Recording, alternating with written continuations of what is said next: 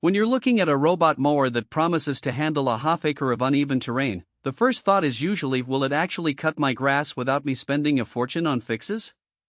I get that hesitation because a lot of the hype out there focuses on headline numbers: 300% slope capability, 360-degree LiDAR, tri-fusion navigation, while the day-to-day reality can be a lot more nuanced. If you've ever bought a mower that stalled on a single bump or got stuck in a flower bed, you'll understand why I'm taking a measured approach. Link is in the description if you want to check the product details on Amazon. The Mammotion LUBA 3 AWD 3000H is marketed as a premium solution for properties up to about 0.75 acre, and it certainly brings a lot of technology to the table. The biggest claim is its tri-fusion positioning. It blends 360-degree LiDAR scanning, real-time kinematic, RTK, GPS, and AWD vision to figure out where it is on the lawn. In theory, that should mean fewer missed strips, less wandering, and better handling of obstacles. In practice, I found that the system does a solid job of mapping a typical suburban yard with a few trees, a garden path, and a small flower bed. The mower drives in a deliberate, grid-like pattern that covers the area efficiently, and you can see the path it takes on the companion app. That visual feedback is actually useful when you're trying to decide if the mower is respecting the zones you set up. One of the most talked about features is the all-wheel drive AWD chassis, which Mammotion says can climb slopes up to 80%. I tested it on a backyard that has a gentle 12-degree hill and a few steeper patches that hit around 20 degrees. The mower handled those without slipping, and the wheels seemed to distribute torque evenly, so it didn't get stuck in the softer soil at the bottom of the slope. That's a real advantage if your property isn't perfectly flat, but it's worth noting that the 80% figure is a lab-tested maximum under ideal conditions. On a really loose, sandy patch, the mower can lose traction and back up, which adds a few seconds to the overall runtime.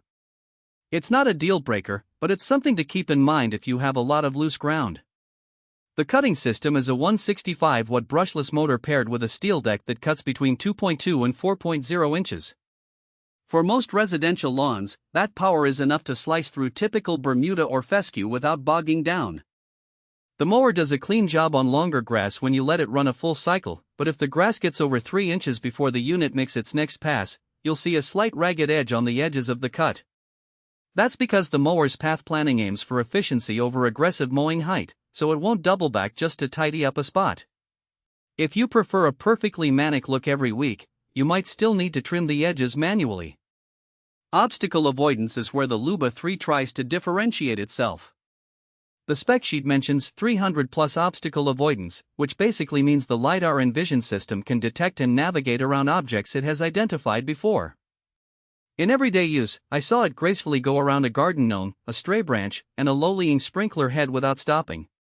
However, very low objects like a thin metal stake or a flat plastic toy can sometimes be missed until the mower lightly bumps into them, prompting a brief pause while it recalculates.